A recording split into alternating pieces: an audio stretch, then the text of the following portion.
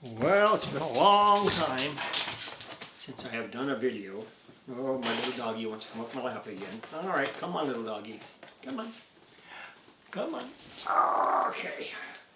There he is with his fur falling in his face. There's Chubby. Say hi, Chubby.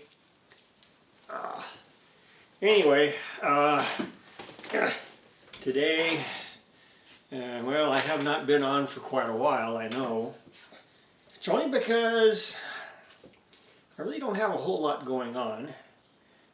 Today it's going to get up about 81 degrees again today.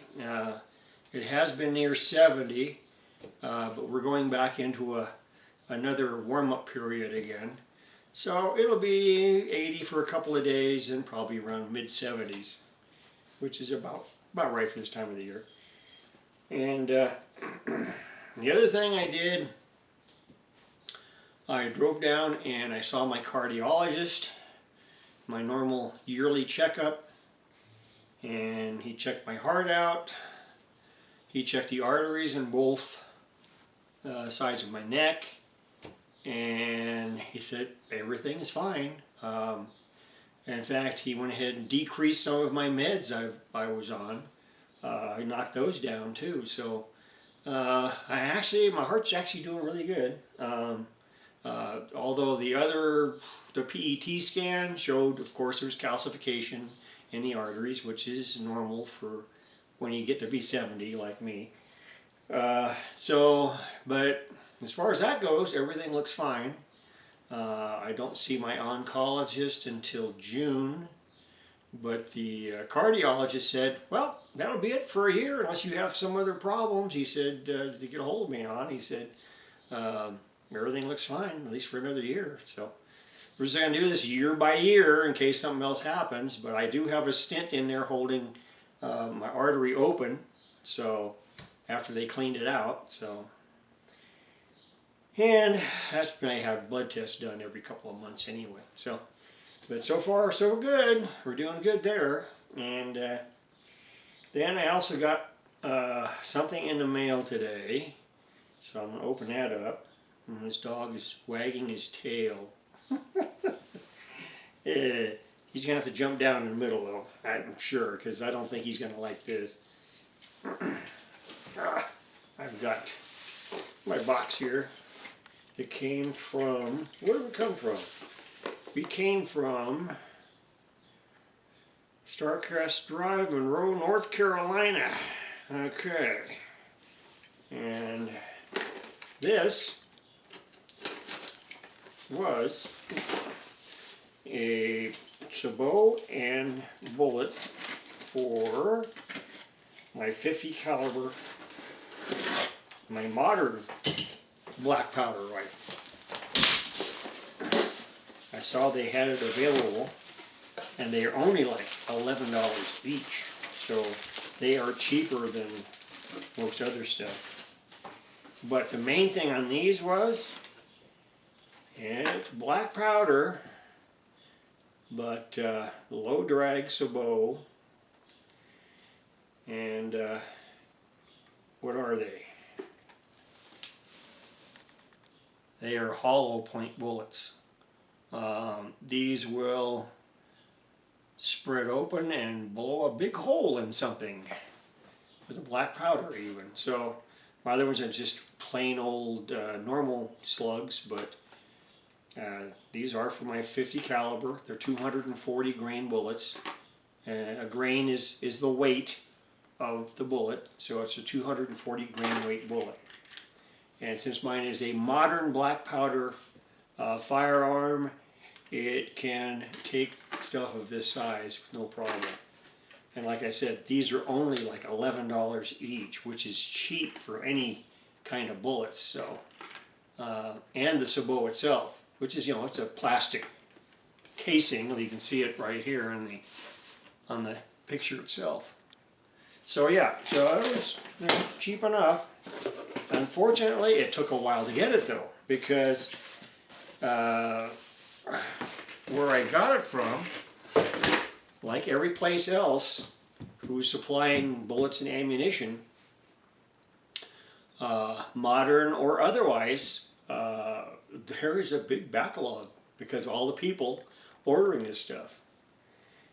And then the other thing I did the other day was, this was from the National 240D receiver I have.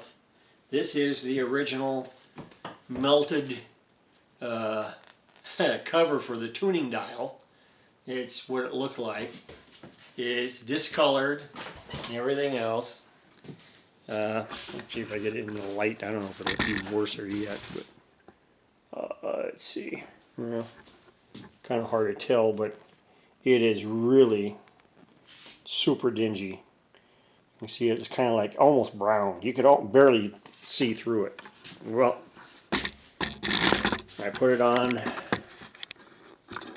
made a new one for this, the 240D, and as you can see, it's perfectly clear. A big contrast to this. That's what you were looking at before. You couldn't even see that dial. You couldn't tell where you were. It was so bad. This does have 2 lights on it. Let's see. Well, I'm going to turn my other light on here. And the other problem with this is it's going to take a lot of cleaning in there. Definitely. We'll go back. There we go. If you look inside there, yeah. I started cleaning it up, but it's going to take a lot to clean it up. But also, this one was, according to the tag, it was also heavily modified. So, let's see, let me take this off. And, let's see, there's a tag. Alright. And it's also very heavy. Oh, jeez. Yeah. Okay, hold on here. Kaboom! Alright.